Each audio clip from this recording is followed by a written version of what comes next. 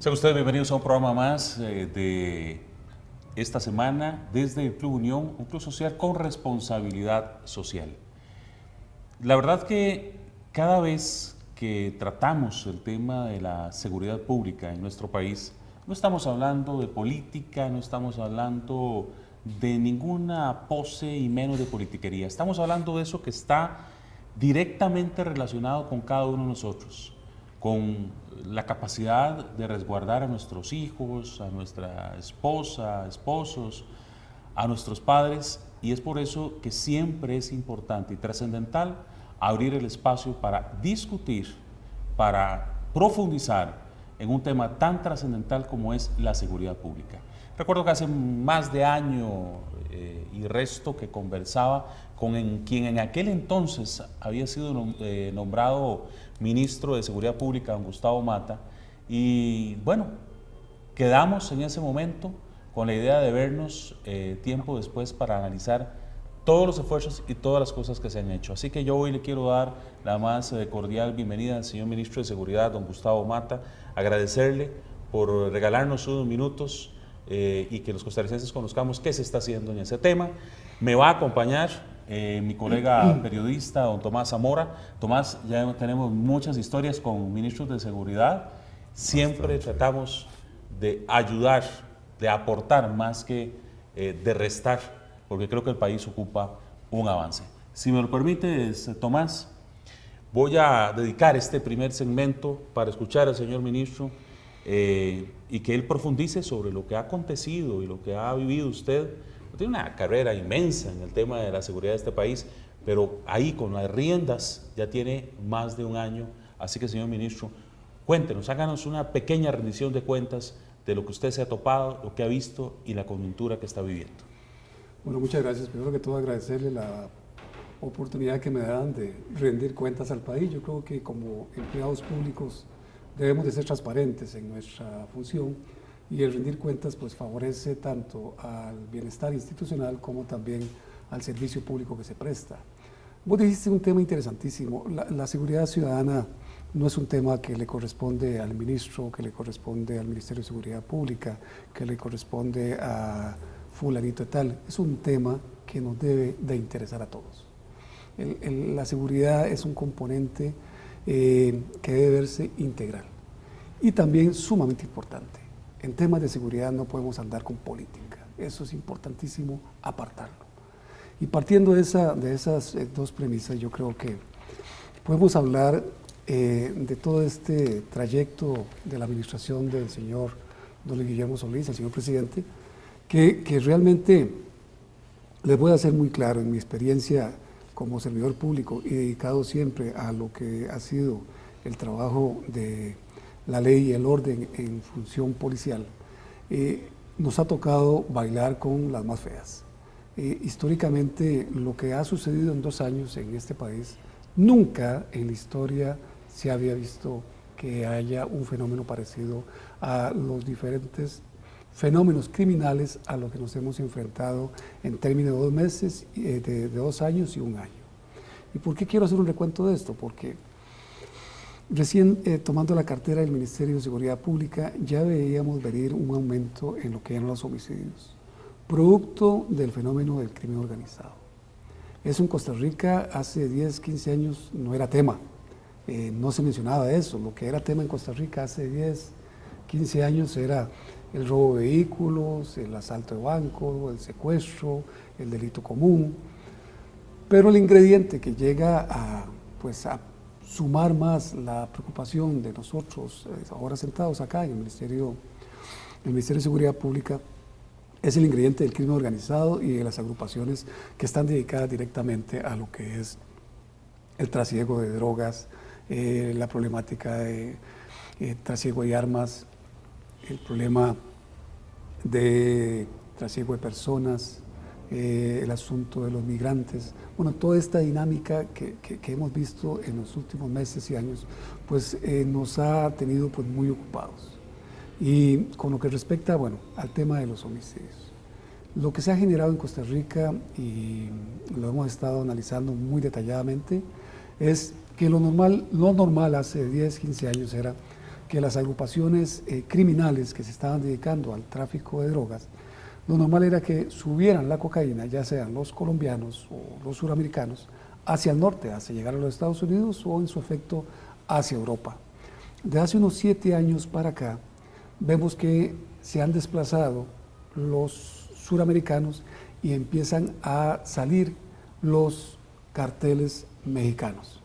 Entonces vemos que empiezan a bajar desde México, pasan por Centroamérica, llegan a Suramérica y ellos se encargan, digamos, de desplazar al colombiano o al ecuatoriano y ellos hacen esa acción de tránsito, de embodegaje y este ir y venir de estas agrupaciones criminales, primeramente los suramericanos, hace unos 7 años vemos a los mexicanos, pues los costarricenses que se dedicaban en aquel momento a la delincuencia común ven una ventana de oportunidad y dicen, ojo, aquí nosotros de alguna manera podemos desplazar ya sea a los colombianos o a los mexicanos o ponernos al servicio de estas agrupaciones criminales y les podemos guardar la cocaína, las armas o servirles también de coyotaje para lo que son personas y todo este tipo de situación.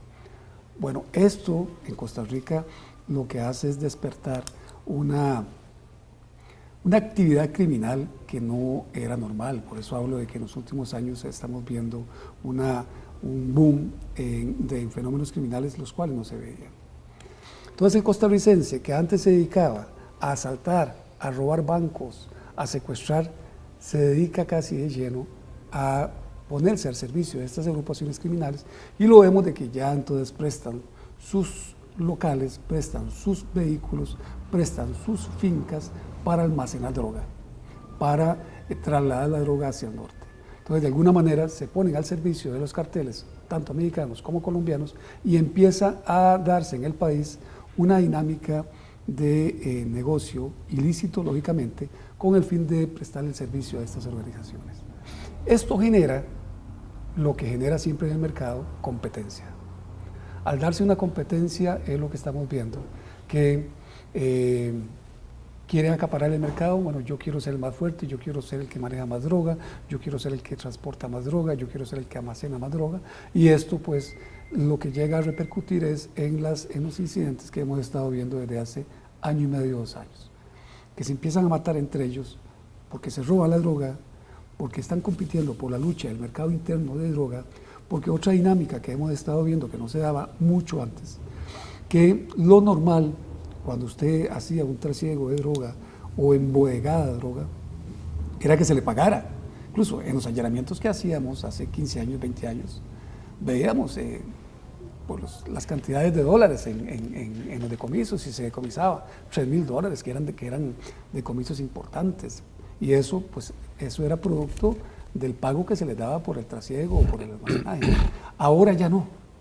Ahora ya no se les paga en efectivo, sino que se les paga de acuerdo a la cantidad de droga que almacenes o la cantidad de droga que estés transportando, se te da un porcentaje de desembarque. Entonces, si estás embodegando 1,000 kilos, tenés derecho a un porcentaje, digamos, 100 kilos. Esos 100 kilos, ese sujeto los va a agarrar y los va a introducir, ya sea al mercado nacional para el consumo o parte también va a mandarla o a hacer una línea diferente de trasiego para producto o para beneficio propio.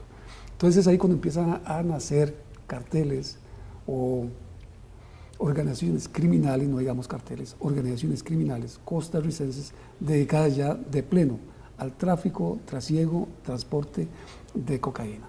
Y es las agrupaciones que ustedes han visto que han estado enjuiciando últimamente, agrupaciones criminales compuestas por 20, por 30 sujetos, con toda una dinámica operativa, desde el contador, desde los administradores, la gente que le lleva pues todo el desplazamiento operativo, la gente que hace todo el trasiego, la gente que hace el almacenaje, la gente que vende, y esto pues genera un mercado de venta al menudeo de droga a lo interno del país, que también es otro punto de foco, que lo tenemos muy claro, que deriva en la lucha en las calles y produce pues la cantidad de homicidios que se están generando atípicos. Nunca en la historia de este país hemos visto la cantidad de homicidios que se está dando en un solo fenómeno criminal, que es la actividad de estas agrupaciones criminales. Tenemos casi el 70% de la totalidad de los homicidios que se dan en Costa Rica el año pasado fue producto de la lucha entre estas agrupaciones criminales. 70%. El 70%. El restante obedece a delincuencia común, femicidios, riñas. Con eso terminamos, con 11.7, si mal no me acuerdo, el año pasado. Este año aumenta, pero no. Este año aumenta la agresividad y sigue aumentando un riesgo que lo tenemos latente. A lo que llevamos son 320 y resto de homicidios, en este momento no preciso el dato exacto, pero se sigue dando igual una cantidad importante de homicidios producto del crimen organizado, pero se ve un aumento mayor, si lo comparamos con el año pasado, de homicidios productos por riña, el homicidio que se genera en las cantinas, el homicidio que se genera en los barrios producto de digamos, algún problema que hay entre vecinos, el homicidio que se produce en las carreteras, que un sujeto llega y lo choca, y otro llega, saca un arma y le dispara.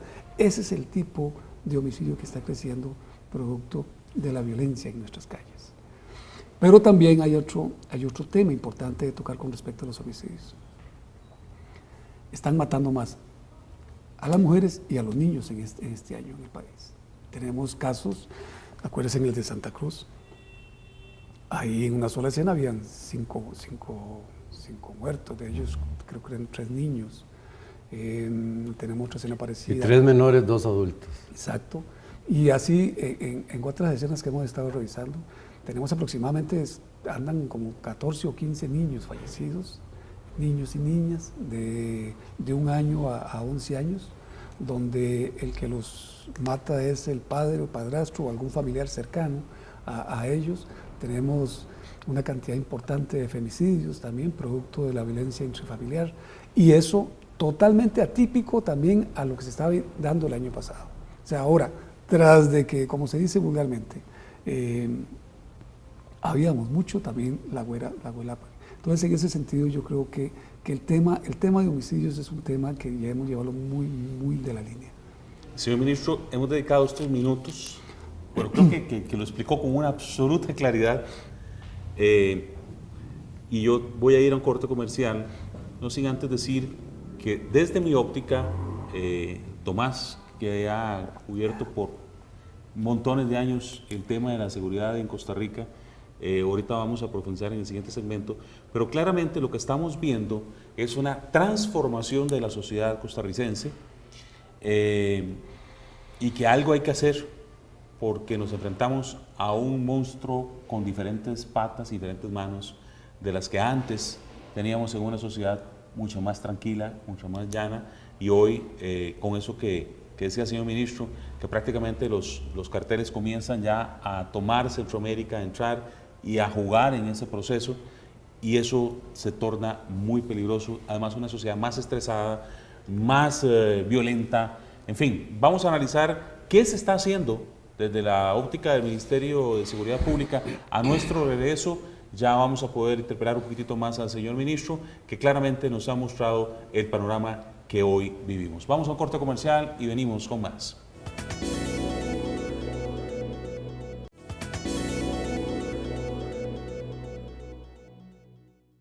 Continuamos en el Club Unión hablando del tema de seguridad. Tengo que recordar que cuando hicimos el primer programa, de hace más de 6 años, recuerdo que me acompañaba don Héctor Guzmán, que era en aquel entonces corresponsal de la cadena CNN en Colombia, y me decía que lo más preocupante de un país es cuando el narcotráfico penetra, porque puede corromper cualquier nivel, y además, me dijo, transforma las sociedades.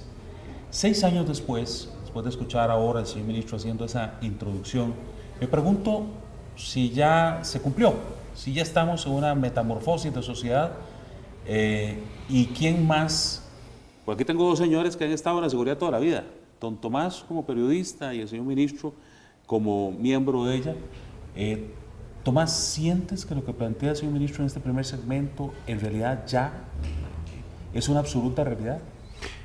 Totalmente. Yo creo, don Gustavo, que usted lo resumió excelentemente, porque ahora los narcotraficantes, como bien lo decía, antes los suramericanos llevaban la droga hasta México, la llevaban directo. Ahora ellos bajaron a hacer el transporte y nosotros estamos siendo el enlace. Yo no diría que los carteles de México bajaron ni subieron los de Colombia, yo diría que tenemos nuestros propios carteles. Y yo no hablaría ya de crimen organizado, sino hablaría de los carteles locales. Yo no sé cuánto le ha costado a usted en la vida tener su casa propia, su vehículo o don Alan, pero por ejemplo ya vemos gente aquí de 19 años que tiene 4, 5, 6 propiedades inmensas, 8 vehículos inscritos y unas cuentas bancarias increíbles. Ese es uno de los puntos mayores del narcotráfico. Los grandes líderes de los carteles, siempre hablemos del Chapo, hablemos de Caro Quintero, que fue detenido aquí, etc. Pero, ¿cómo se está manejando eso? Porque, don Gustavo, que una persona de 20 años, de un pronto a otro, aparezca con unas cuentas bancarias en dólares, con propiedades, con unos, como dicen los muchachos ahora, unos chuzos de carro y unos gustos que uno no tiene la menor idea, esa es una línea perfecta para saber quién está metido en esos carteles. No sé cuál es su opinión porque usted maneja letra menuda. Bueno, les conté la antesala de lo que está sucediendo actualmente en Costa Rica y en la región. Esto es una cuestión global, es una situación mundial. Hace unos meses también venía hablando yo de que llegó el momento de cambiar la visión de seguridad del país. Al país hay que blindarlo en normativa y hay que blindarlo en equipamiento. Hablé de que era el momento de hablar ya concretamente con respecto a la normativa que existía en la lucha contra el crimen organizado y contra estas agrupaciones criminales que se ven que están digamos, teniendo el caldo cultivo acá en la región y acá en Costa Rica. Es importantísimo, y así lo dije, ya que se apruebe la ley de legitimación de capitales. Eso le va a llegar a poner la cereza a ese tipo de organizaciones porque van directamente a desmantelar esas estructuras económicas. Cuando a usted se le diga... Perdón, señor ministro, tal vez expliquemos un poquito de qué se trata la ley para que la gente entienda de por qué es tan importante. Ok, bueno, a eso iba exactamente. Esta ley lo que nos va a dar la posibilidad digamos, a los tribunales y al Estado es de decirle a esas personas, que usted lo acaba de decir hace un rato, un sujeto de 19 años, que no se le conoce trabajo alguno, que nunca ha tenido ninguna relación laboral con nadie, y de un pronto a otro lo vemos que tenga fincas, que tenga empresas, que tenga vehículos, y no sabemos dónde cogió ese dinero. Entonces se le va a llamar y se le va a decir, señor, ven acá, ¿de dónde cogió usted esa plata para comprar estas fincas, estos terrenos? Y cuando él no va a tener la posibilidad de demostrar, pues el Estado le va a decir, venga, ese dinero es ilícito y por lo tanto usted no merece eso y se le va a enjuiciar por esto y esto y esto. También pues tiene que ir ligado a una investigación de que está relacionado con el lavado de activos, que está relacionado con algún momento con actividades ilícitas de comercio de droga, todo este tipo de situaciones. Son investigaciones complejas, pero esa ley le va a poner la cereza al pastel y nos va a dar la posibilidad de luchar frontalmente contra estas agrupaciones criminales.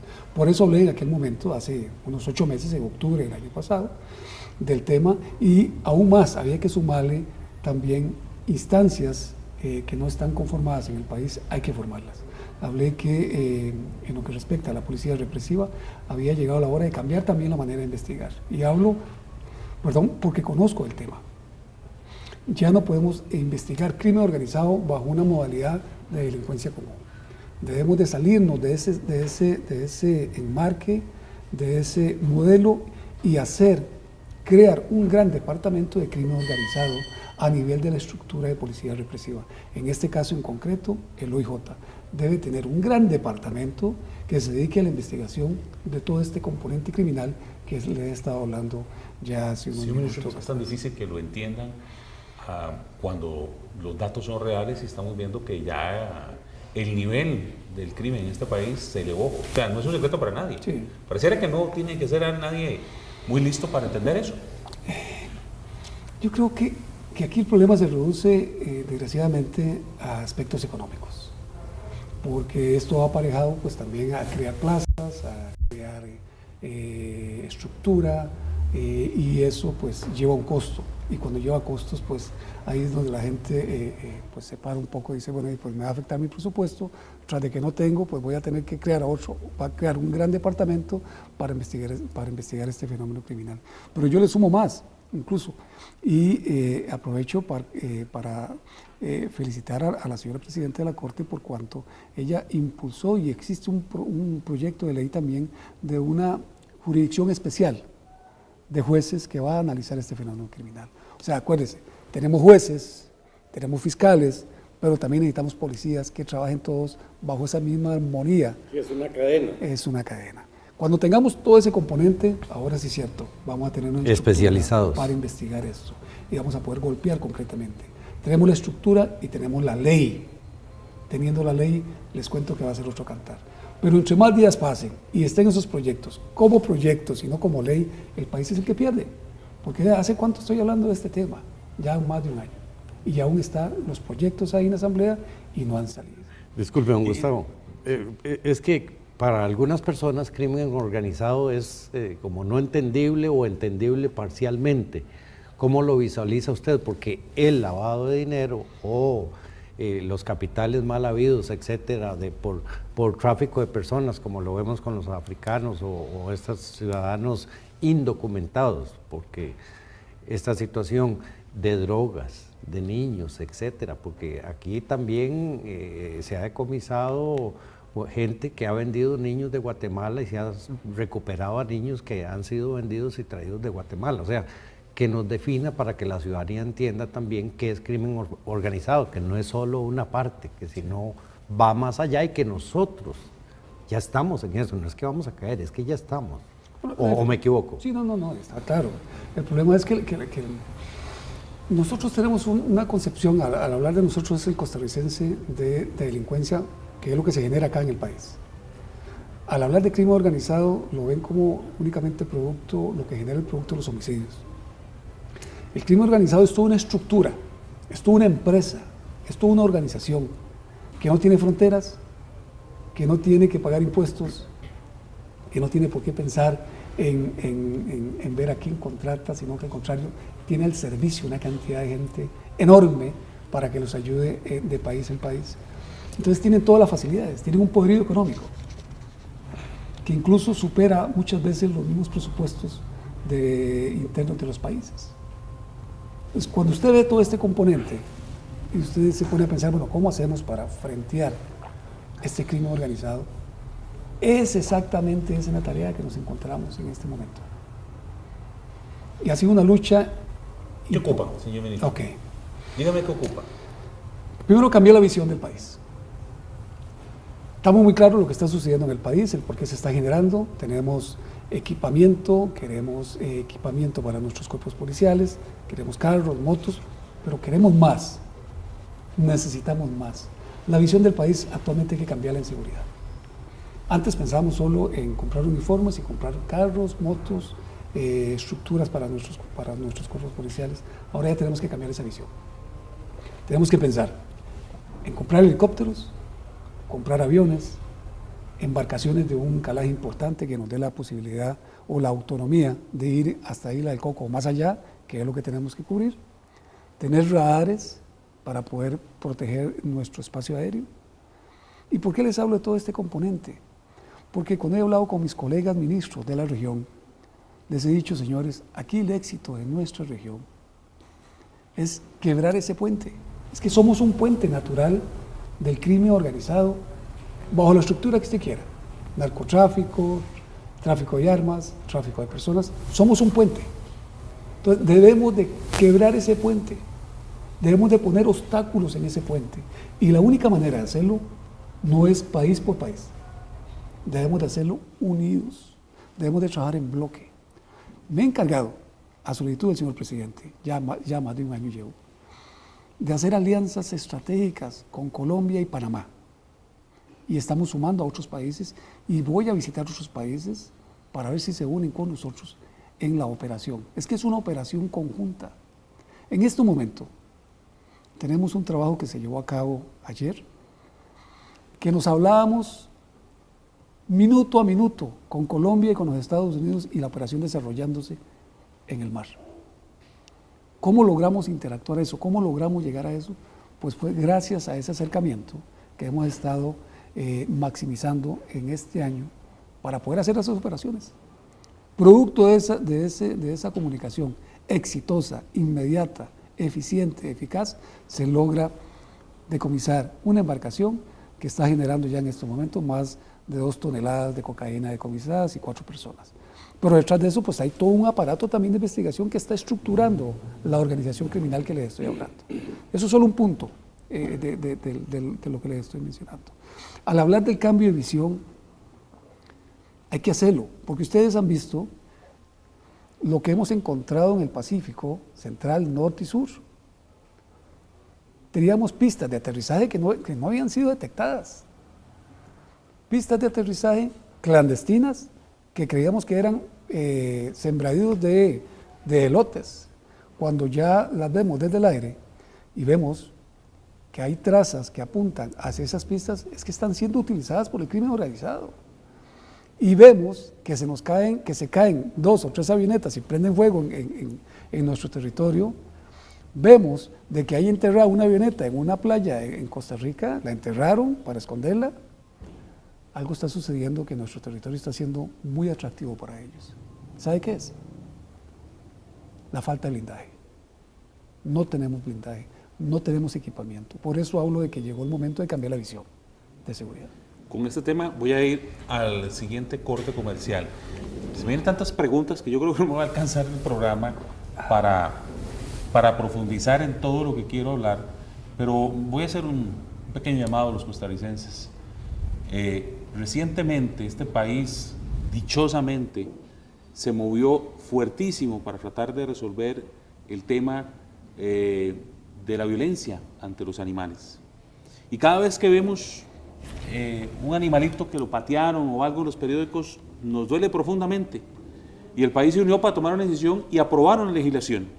Entonces, no puede ser que nos quedemos inmutados ante ver que asesinan a una persona, que matan a niños, que acontece todo lo que acontece en nuestra sociedad y que Dios lo permita, pero un día pueden ser los nuestros, y que nosotros no tomemos decisiones para acuerpar una decisión urgente en este país, porque en tema de seguridad estamos con una pistolita de agua tratando de bloquear un transatlántico, un avión no sé qué tipo, y estamos intentando hacerlo con una pistolita de agua.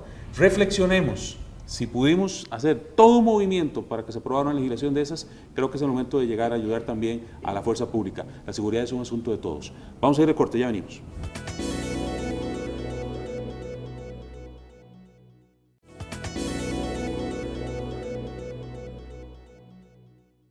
Pone a pensar durante el corte comercial, a través de los datos que me dio el señor ministro, que claro, estamos hablando de una transnacional gigantesca, decía Tomás.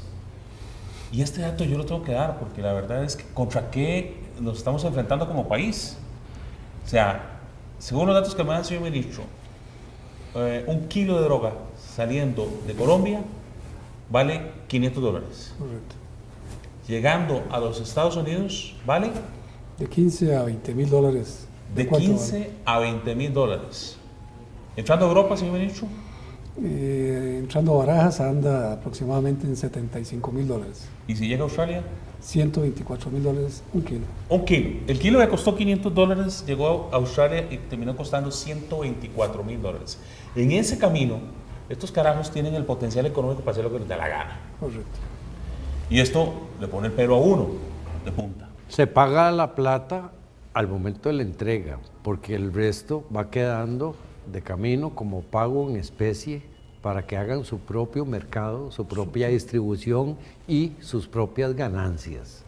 ¿Es así o no es así, señor ministro? Es correcto, y eso se suma a lo que he venido hablando en los últimos meses, que he estado con mucha comunicación con nuestros hermanos colombianos, y ahora se suma a la preocupación que tenemos de la mayor producción de cocaína que se está generando en los países del sur.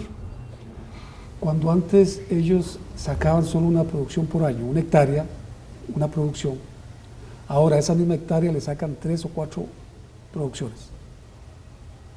A la misma hectárea que años atrás solo le daba un rendimiento, ahora durante el año pueden sacar 3 o 4 producciones. Claro, han mejorado toda la línea de producción. Toda la línea de producción, los químicos que utilizan y todo este tipo de asuntos. Entonces nos vamos a enfrentar a que el año pasado ya venía en crecimiento y van a pasar por la región entre 1.300 a 1.400 toneladas de cocaína por la región, por aire, tierra y mar. Para este año se suma más. Estamos hablando que puede andar entre 1.500 a 1.800, 1.900 toneladas de cocaína. Wow. De esas, el 85% de esa cantidad de cocaína, de esas 1.800, 1.900, el 85% pasa por el mar, ya sea hacia los Estados Unidos o hacia Europa. El restante es la que pasa por tierra, es la que pasa en los contenedores, que vemos muy normal, la que pasa por los aeropuertos en escala más pequeña, pero pasa. Y de ese 85% que pasa por el mar, el 80% llega hacia los Estados Unidos o a México, que es la línea de ingreso. Y una parte importante también después de ahí se desvía hacia Europa. Entonces estamos viendo que tienen pues toda una organización, esa transnacional que usted indica, Tomás, efectivamente. De lo que se logra incautar en la región, Costa Rica, con sus barquitos pesqueros, que es realmente, son lanchas las que tenemos en el servicio guardacostas, pero con hombres muy valientes. Costa Rica junto con Panamá son el ejemplo de la región. Porque ni Guatemala... Voy a confirmar lo que usted dice. Aquí mi productor William Calderón estuvo haciendo un reportaje en la isla del Coco, persiguiendo en una embarcación en donde era realmente muy, muy pequeña y con una valentía hicieron una persecución extraordinaria. Y él siempre me contará, me dice, qué valientes, impresionantes. Y les hablo así, claro, de que son embarcaciones de que no son las ideales para poder lograr hacer esas persecuciones. Pero decía usted que teníamos un dato positivo en cuanto, a pesar de ese trabajo. Sí, bueno, que efectivamente pues somos el país que más decomisa, que más operación realiza, que más estructura quiebra a nivel de región, comparándonos con países que incluso tienen policía y ejército, que tienen aviones, tienen marina. No nos superan a nosotros, que tenemos un servicio guardacostas ahí con lanchas pequeñas, pero con hombres muy valientes, un servicio de vigilancia aérea que tiene aviones decomisados al narcotráfico porque no podemos comprar nuevos, pero sin embargo esos aviones los utilizamos para la lucha contra el crimen organizado y nos da estos resultados. Y tenemos una policía profesional como es PCD, como es el OIJ, que también hace sus esfuerzos para luchar directamente en las calles para ¿Cómo con tantas limitaciones? Me parece que con tantas limitaciones logran ser tan eficientes, señor ministro. Bueno, yo diría que eso es lo que nos ha caracterizado históricamente como país. Costa Rica siempre ha apostado a vivir en democracia y en paz. Yo creo que nuestros cuerpos policiales están muy conscientes y muy claros de la función que tienen que desarrollar. Pero sin embargo, no solo de ganas se puede luchar. Se puede luchar con solo poner las ganas, con solo poner el esfuerzo. Falta el ingrediente importante, que es presupuesto. Por eso he venido hablando de que la Asamblea Legislativa necesito que me ayuden los diputados y que me aprueben el presupuesto de las sociedades anónimas. Con ese presupuesto es otro cantar. Incluso ya tenemos la posibilidad de ejercitar el poder comprar equipamiento que vaya acomodándose a la lucha que tenemos actualmente contra el crimen organizado. Hemos de comprar radares, comprar aviones, comprar helicópteros y comprar embarcaciones. Ya países amigos nos están ayudando. Ya para el próximo año tenemos 2 embarcaciones de 120 pies con un componente de 20 marinos para poder tripularlos, 2 embarcaciones que nos va a dar la posibilidad de operativizar, principalmente en el Pacífico, que es el área más extensa por cubrir, y en el Atlántico también ya estamos comprando unas embarcaciones más pequeñas que nos va a dar una autonomía suficiente por lo menos para poder ejercer ese bloque, que es lo que yo quiero con Jamaica, porque la gran cantidad de marihuana que nos está llegando es de Jamaica y llega directamente a las costas caribeñas. Entonces debemos de hacer un bloque y en eso estamos comprando las embarcaciones, pero necesitamos el componente aéreo. No podemos seguir trabajando con estos aviones viejos que se los hemos decomisado al narcotráfico. Tenemos 2 helicópteros, pero debemos de sumar más. Estamos haciendo esfuerzos. El señor presidente está hablando con países amigos también, pero también nos ponen en un dilema. Qué pereza llegar a pedir regalado. Y me da hasta pena, pero lo hago por este país.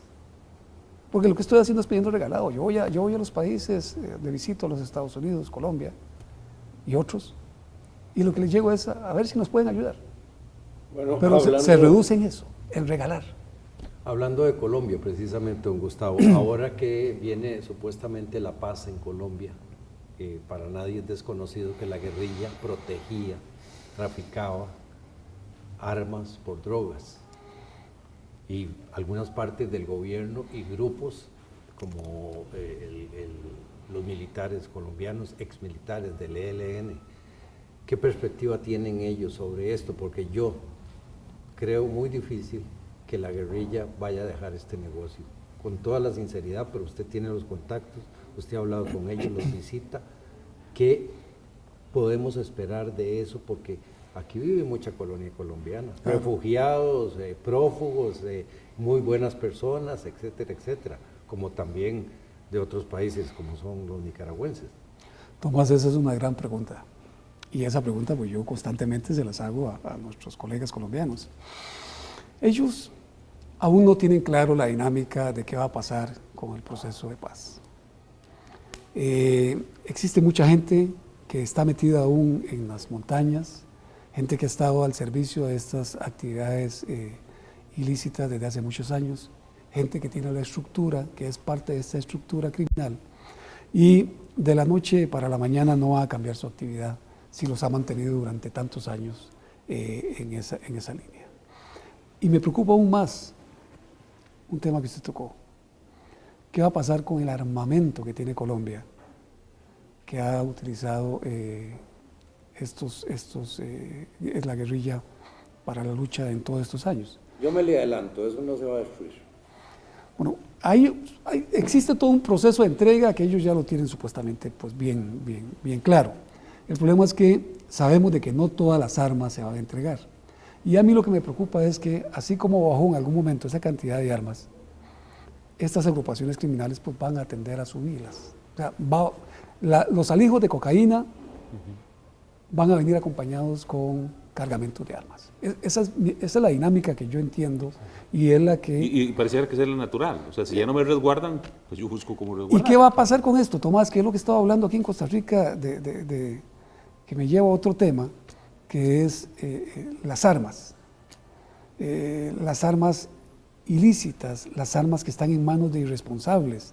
No hablo de la aportación de arma responsable, hablo de las armas que están en nuestras calles, de las armas que están matando a nuestros hijos, a nuestras madres, a nuestros familiares. Es de esas armas las que estoy hablando. Que se les va a sumar, que es el riesgo que yo temo, se les va a sumar las armas que están en Colombia. Porque van a venir con un menor precio, van a venir a reforzar a estas agrupaciones criminales, y eso lo que va a generar es más caos en la región. Y no solo en la región, van a salir esas armas para las islas, para otros continentes, y eso va a ser un problema enorme. Entonces, realmente la dinámica, yo creo que Colombia la tiene un poco mapeada, pero no en su totalidad. Déjenme ir a un cortecito, se me está dando el programa rapidísimo, yo quisiera hablar tanto tiempo. Puse a pensar ahora que el señor ministro decía pedir de regalado.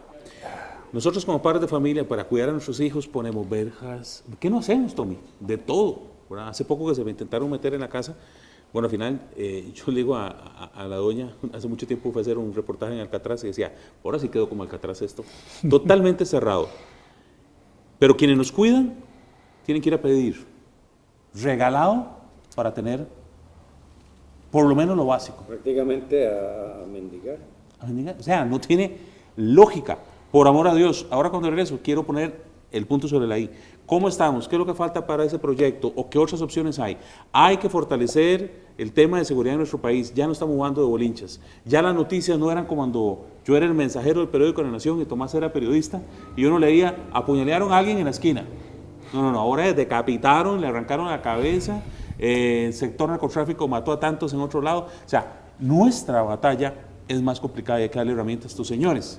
Y recuerdo hace mucho tiempo con mi querido amigo el Calderón, que estuvo en Heredia durante mucho tiempo, cómo luchábamos para conseguir inclusive en aquellas épocas repuestos para los vehículos, ¿verdad? O sea, yo no puedo considerar que quienes nos protegen, ¿verdad?, tengan que estar arriesgando la vida con una pistolita de agua. Reitero una y otra vez, si nos unimos para ayudar el tema de la ley contra la agresión animal, unámonos pues para arreglar una cosa todavía del mismo nivel o más importante aún, si me lo permiten, que es la vida de cada uno de nosotros, de sus hijos, de su esposa, de todos.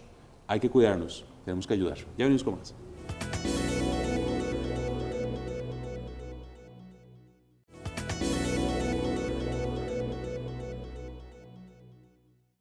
Estamos en el último segmento, Tomás. Nos hemos puesto a reflexionar muchísimo y cada vez que vamos a corte nos ponemos a pensar también en que el tema de seguridad, como dijimos al principio, no es un tema político, es un tema de todos. Desde ningún punto de vista, y ahí sería importante tal vez que don Gustavo, y no voy a mencionar de cuántos amigos o enemigos podría tener en la Asamblea Legislativa, sino voy a preguntárselo al revés para los proyectos. ¿Por qué?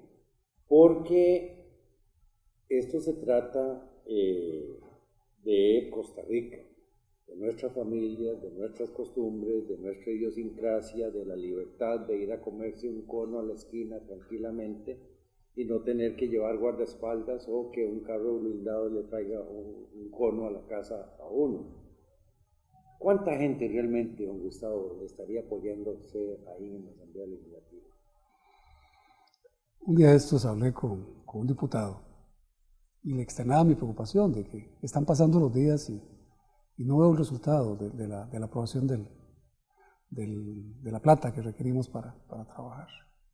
Me decía, Gustavo, ya las estrellas están alineando, todo el mundo sabe que usted necesita esa plata, todo el mundo conoce la problemática, digo, si la conocen, si saben, ¿por qué no lo han aprobado? Es que no es por el ministro, no es por el Ministerio de Seguridad Pública. La visión tiene que ser por el país. El país lo está pidiendo a gritos desde hace meses, años. El apoyo económico para el Ministerio de Seguridad Pública. La inversión en seguridad no se debe ver como un gasto. La inversión en seguridad es una inversión del país. Y tienen que tener así de claro. Entre más invertamos en seguridad, más seguro va a ser este país. Y ya debemos de dejar de pensar en pequeño. Y así se los dije a mis colaboradores en el ministerio. Debemos de pensar en uniformes, en gorras, en botas. Quiero aviones, quiero barcos, quiero helicópteros. Debemos de pensar en grande, por la única manera de poder sacar este país adelante. Entonces, con este componente económico... De hecho, ni siquiera están moviendo eso por un tema de salarios. No, que bien se los merecen, ¿eh? Bueno, claro. Porque también trabajan un montón de horas. Eso es una lucha. Y arriesgan la vida. Estos muchachos andan pero bueno, en la no calle, es ese el tema sí, por el que están pidiendo. Pero no es eso. Es que estamos con la camiseta puesta, la estamos sudando, pero requerimos también poder tener la posibilidad de cambiarnos la camiseta por lo menos. Comprar y tener ese equipamiento. Y no es para el funcionario, es para el país, que es lo que he venido hablando. Esto me lleva a una pregunta. Precisamente usted habla de blindaje centroamericano. Correcto. Y habla de blindaje de aviones y hay barcos y demás. Tengo una pequeña pregunta que quiero que me aclare. Si tenemos aviones, se interceptan aviones narco o lleva gente secuestrada, no podemos dispararle. ¿Cómo hacemos en ese caso? Tomás, eso es todo Es que la operación, Sí, lógicamente aquí no voy a hablar de una operación en concreto, pero esto tiene toda una dinámica de acción. El problema es que ahora ni siquiera podemos operar. O sea, podemos hacer una dinámica. los pueden seguir? No, lo único que podemos hacer es, como decía aquel programa, ahí va el avión, ¿no? Ahí va el avión y se fue. Aterrizó, descargó y se fue. Seguirlo, pero Con la operatividad, con el músculo suficiente, sería otro cantar. Porque nos da la posibilidad de interactuar y poderlas detener en tierra. Es que ellos vienen acá y aterrizan, Tomás. Y vienen con el combustible. Exactamente. Los pilotos se alimentan, hay grupos que les Y mientras usted va en una pipilacha ahí, y de todo. a tratar de llegar donde están, Sí. ya ellos se fueron. Ya se fue. Pasó como el helicóptero que sobrevolaba en el Atlántico. Si en algún momento nunca lo detectaron, pero si lo hubieran detectado no lo podían. No, sí lo vimos. Sí lo vimos. Incluso nuestros pilotos nos avisaban. Sí, pero sean buenos, Ministro, niños, ahí va el helicóptero. Incluso llegó un momento en que ese helicóptero, en un puesto fronterizo nuestro, se empezó a sobrevolar y empezó a tambalearse para que vieran la gente que estaba adentro y nuestros policías tomaron fotografía. Pero fue lo único que pudieron hacer. Ya después, a través de la información, pues manejamos en qué consistía la operación y ya nos dimos cuenta de que era una operación centroamericana, que ya se quebró, ya se desarticuló. Pero en concreto, don Gustavo, no se le puede disparar a una aeronave. Bueno, es que dándoles a las advertencias del caso, y si está en zona fronteriza y se traslada, se fue. Tomás, es que Costa Rica es un país que respeta los derechos humanos. Estamos La operatividad la tenemos muy clara y en su momento la vamos a ejecutar, la vamos a ejercer. Y yo le cuento a usted que con el equipamiento vamos a dar los rendimientos necesarios. Porque usted me diría lo mismo en el mar, Tomás. ¿Qué diferencia tiene un avión a una embarcación de estas rápidas que utilizan? Y lo estamos deteniendo en el mar. Le estamos llegando con grupos tácticos en el mar, pero en lanchitas, no en buques o en fragatas, que nos daría la posibilidad de tener un mayor músculo operativo. Si me permiten, quiero regresar un momentito porque como se me va el tiempo no quiero dejar de hacer ese llamado. ¿Qué le falta para que aprueben ese proyecto? Voluntad de los señores diputados. Señores diputados, ¿qué hacemos? ¿Cómo lo hacemos? En algún momento me dijeron que una de las cosas que la trababa era que se cobrara retroactivamente a las sociedades anónimas. Señor ministro, ¿está dispuesto usted a ceder ese cobro retroactivo con tal de que se apruebe y avancemos? Qué injusticia dejar de comprar equipamiento por no hacer ese cobro retroactivo. Sin embargo, y aquí siempre le duele. Y yo sé que aquí me voy a echar encima a mis colegas de Hacienda por lo que voy a decir, pero es tanta la necesidad y tan urgente que ahora se pruebe con prontitud, sea como sea, pero que se pruebe. Sí. Aunque sea borrón y cuenta nueva. Bueno, pues es que totalmente la argumentación que han venido ejerciendo mis colegas de Hacienda, pero es que ya realmente entre más días pasan, se nos va apretando más el cinturón y estamos invirtiendo menos en seguridad. ¿Cuánto asciende ese restante que está ahí de cobrar eso retroactivamente? Es que depende, acuérdese que se tiene un porcentaje, dependiendo de si eran sociedades pequeñas, sociedades grandes, entonces aún no está muy claro el tema.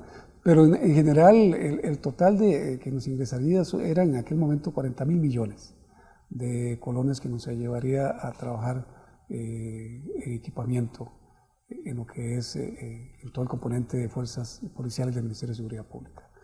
¿Y cuánto vamos a dejar de percibir si no se hace retroactivo? ¿Y cuánto vamos a dejar de percibir ahora que se hizo ya progresivamente, pues dependiendo del tipo de sociedad que es? Eso tenemos que ya verlo ya cuando se apruebe concretamente el impuesto. ¿Le demoriza que no se, hagamos con Tomás y yo antes del programa, que esto no se apruebe prontamente, señor ministro?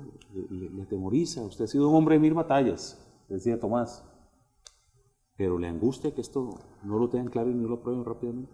Me da tristeza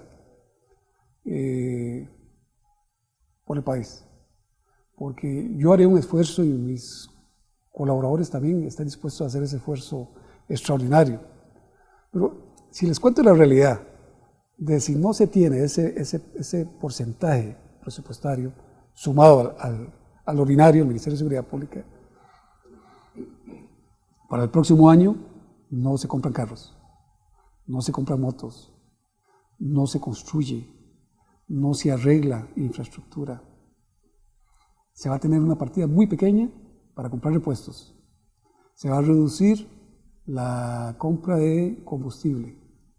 Y lo que más me da pena, hasta la comida de nuestros policías va a sufrir menoscabo. Antes, por lo menos, o ahora en este momento, tenemos la posibilidad de rimarle, y que suena así de sencillo, el arroz y los frijoles, un pedacito de pollo, un pedacito de pescado. Y para el próximo año veremos a ver si le podemos aumentar al arroz frijoles, porque ni para eso va a haber. Es que el asunto es serio. Les estoy hablando de situaciones críticas que se van a generar si no se tiene plata para desarrollar lo ordinario, lo administrativo, que va a repercutir directamente en la operatividad.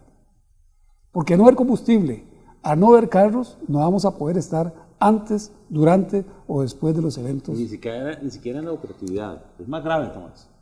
Tema serio. Porque al final es un tema de que repercute en usted, en mí, que andamos en la calle. ¿Cuánto cuesta la vida de mis hijos, de mi familia? No tienen precio, no tienen precio. Y aunque hay cálculos de que de acuerdo con su edad se estima en un juicio, en un debate, que tenía una proyección de vida de tanto, que iba a ser profesional en tal categoría y que de acuerdo con eso se indemniza, usted es abogado, Gustavo. Eso me lleva a otra consulta. Dice el señor... Perdón, en breve, señor ministro, porque nos quedan como 3 minutitos. Okay. Con Costa Rica no se juega, dijo el presidente. Con la seguridad tampoco se debe jugar. Para usted debe ser muy doloroso una persona que ha perseguido delincuentes, que conoce delincuentes, que le tiren a 3.000 delincuentes, dándole más con esta libertad condicional del Ministerio de Justicia. Libertad condicional no, perdón, esta liberación de miles de señores distinguidos reos que tienen una valoración especial, que lo critica el país. Usted puede utilizar un término muy popular, pellejeándola para tener el ministerio adelante, casi pidiendo de rodillas aviones y helicópteros, y por otro lado le liberan y le ponen más trabajo. Usted se ha manifestado en contra de eso. En algún momento, en frente de los miembros del Consejo de Gobierno, o fuera de eso, porque deben haber existido debates muy interesantes al interno, ¿usted ha meditado dejar su labor o salirse de ella? Desde el momento que pregunta Tomás. Sí. Nos dejó con la boca abierta en el cierre. Sí. No, yo creo que desde que asumí y el señor presidente me dio el honor de estar acá, fue pensando siempre en el país, y sigo pensando en el país. Y estoy poniendo mi cuota de esfuerzo para que el país salga avante. Yo sabía que el asunto no iba a ser fácil. Y ahora, más que nunca, en este momento el ministerio no se compara con ministerios de años atrás. Y repito, si estoy acá es porque Dios quiere que estoy acá. Ustedes saben de que yo no estoy percibiendo salario, estoy ad honorem. Sin embargo, estoy dispuesto a dar mucho más, pensando por el país, repito, y por el ciudadano. Y si eso significa realizar más sacrificios, pues espero en Dios que sean sacrificios que pueda manejar y que en algún momento lleguen a generar pues el provecho y el bienestar que estamos persiguiendo todos, que es la paz de la seguridad aquí en Costa Rica. Señor ministro, me queda exactamente 30 segundos. Yo quisiera que usted los aproveche para darle un mensaje a los costarricenses. Ya sabemos que el mensaje a la Asamblea Legislativa es: vamos señores, pellizquémonos, como aprobamos, ya lo he dicho varias veces, aprobamos la ley contra el maltrato animal. Vamos, aquí necesitamos una ley para que no seamos maltratados en las calles, nosotros los seres humanos, esos niños que machetean, esas mujeres que golpean, esos hombres que apuñalan, usted y yo que estamos en la calle temiendo. Necesitamos una legislación para ayudar a la gente de la fuerza pública. 30 segundos para que usted, señor ministro, le diga a los costarricenses por qué es importante que apoyen este proceso. Bueno, como lo he venido indicando, yo creo que... Más, háblele a los costarricenses, aquella cámara. Gracias. Lo he venido manifestando en otros escenarios. Llegó el momento de poner las cosas claras, las cartas sobre la mesa. El juego está muy claro, está muy mapeado y lo que necesitamos es cambiar la visión de seguridad del país. Y para cambiar esa visión necesito del apoyo presupuestario. Y ustedes, señores diputados, son los que tienen en este momento la bola en su campo y requiero que nos ayuden. Repito, no pensando en el ministro, no pensando en el ministerio, sino pensando en el país. La inversión en seguridad debe verse como una inversión, más no un gasto. Y desde esa perspectiva yo creo que la visión tiene que ser esa. Y yo espero que me acompañen porque el esfuerzo está, el compromiso está de parte de este servidor y de todo el componente policial. Gracias a Tomás, gracias señor ministro. Como siempre, hoy he querido abrir este debate y esta conversación de una manera distinta. Hoy he querido que seamos propositivos. Lo hablamos, ¿verdad, Tomás? Este país está ya cansado de que la gente un día sí y el otro también solo obstaculice cada uno de los proyectos o las cosas que se den. Lo que necesitamos muchas veces es unirnos para sacar adelante nuestra patria. De eso se trata. Así que gracias a ambos por haberme acompañado y como siempre que Dios bendiga los hogares de todas y cada una de las personas que habitamos este precioso país.